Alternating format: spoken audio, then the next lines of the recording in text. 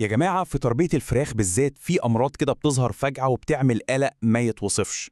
يمكن من أخطر الأمراض دي وأكترها إزعاجا هي متلازمة الرأس المتورم. في الشرح ده إحنا هنفك شفرة المرض ده، هنعرف أسراره وإزاي نقدر نواجهه ونحمي طيورنا منه. خلونا نبدأ. بصوا، الموضوع بيبقى بعلامات. أول ما المربي يشوفها قلبه يتقبض.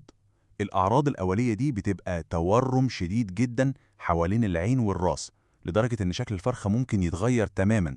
ده غير بقى الإفرازات اللي بتنزل من الأنف والعين، والموضوع ممكن يتطور ويوصل لأعراض عصبية صعبة زي إن رقبة الطاير تتلوي. دي مش مجرد أعراض عادية، لأ، دي تعتبر إنذار بكارثة حقيقية بتحصل جوه القطيع.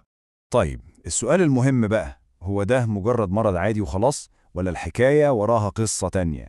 كأن في مؤامرة كاملة الأركان بتتحاك ضد صحة الطيور دي.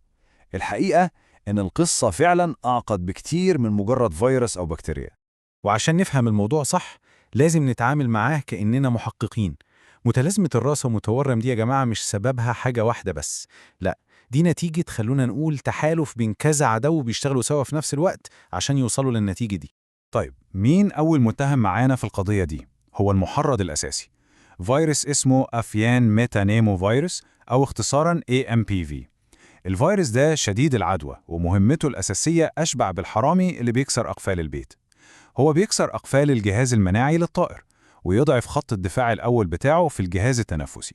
بس في هنا مفاجأة، اللي لازم نعرفه واللي ممكن يكون صادم لناس كتير إن الفيروس ده لوحده غالبا مش هو اللي بيعمل الكارثة الكبيرة دي كلها. يعني أعراضه لوحده ممكن تبقى بسيطة جدا، شوية خمول كده، هز في الراس، إفرازات خفيفة. المشكلة مش في الفيروس ده لوحده. وهنا بقى بتظهر الخطة الجهنمية كلها.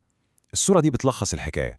الفيروس بيضرب الضربة الأولى، بيعمل عدوى أولية ممكن تكون بسيطة، لكنه في الحقيقة بيعمل الأخطر، بيمهد الطريق للي جاي بعده. بيفتح الباب على مصراعيه للعدوى البكتيرية الثانوية، والبكتيريا دي بتستغل ضعف الفرخة وتدخل تعمل كل الدمار والأعراض الخطيرة اللي بنشوفها. ومين هم الانتهازيين دول؟ هم شوية بكتيريا معروفين جدا زي الإيكولاي والسودوموناس والبروتيوس. البكتيريا دي أصلا موجودة حوالينا في البيئة وقاعدة مستنية أي فرصة عشان تهاجم. الفيروس بقى بيجي ويقدم لهم الفرصة دي على طبق من ذهب.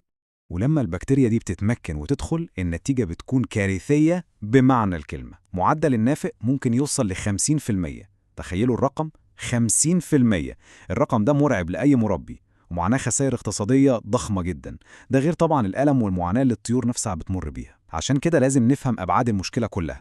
بس استنوا، القصة لسه ما خلصتش. في متهم تالت في القضية، شريك في الجريمة بس الشريك صامت. دوره إنه بيسهل مهمة الفيروس والبكتيريا، وهو البيئة السيئة.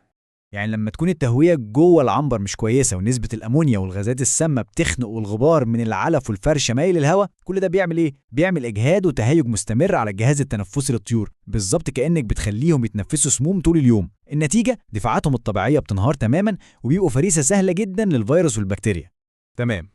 بعد ما فهمنا الهجوم المركب ده، لازم خطة الدفاع بتاعتنا تكون على نفس المستوى. مش ينفع أبدا نواجه عدو واحد ونسيب الباقيين، لا، لازم نرد بهجوم مضاد شامل على كل الجبهات في نفس الوقت. خطة التعافي بتاعتنا لازم تكون سريعة ومنظمة. أول حاجة التشخيص الدقيق، لازم نعرف إحنا بنحارب مين بالظبط.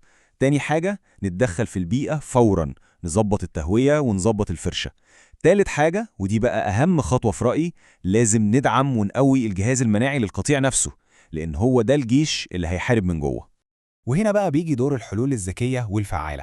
الأبحاث الجديدة كلها بتأكد إن في إضافات طبيعية معمولة من مستخلصات نباتية عندها قدرة حقيقية على تحفيز وتنشيط الجهاز المناعي وبشكل فعال جدا كمان. يعني مثلا منتجات زي هيرب اكس بلس بتعتبر مثال ممتاز للنوع ده من الحلول. الموضوع مش مجرد شوية فيتامينات وخلاص، لا، دي بتبقى تركيبات متخصصة معمولة من مستخلصات نباتية بتشتغل بشكل مباشر على تنشيط الخلايا المناعية عشان تخلي جيش الدفاع بتاع الفرخة في كامل قوته واستعداده. وطريقة الاستخدام نفسها بتوضح الفكرة دي كويس قوي. وقت العلاج الجرعة بتبقى مركزة ومكثفة عشان تساعد الجسم إنه يتغلب على العدوى اللي موجودة فعلا. لكن طبعا الاستراتيجية الأذكى والأوفر هي الوقاية بجرعة أقل وبشكل دوري. ده بيخلي مناعة القطيع دايما قوية وجاهزة لأي هجوم مفاجئ. شوفوا، العلاج وقت الأزمة مهم جدا، محدش ينكر ده، لكن الأذكى منه كتير هو إننا نبني نظام دفاعي متكامل يمنع الأزمة دي إنها تحصل من الأساس. دي خطة طويلة الأجل لازم كل مربي يحطها قدام عينه. الخلاصة هنا بسيطة وواضحة. خط الدفاع لازم يكون متكامل ومن 4 محاور أساسية. أولاً، أمان حيوي صارم على أبواب المزرعة. ثانياً، برنامج تحصين قوي وفعال ضد الفيروس المسبب. ثالثاً، إدارة بيئية ممتازة جوه العنبر نفسه.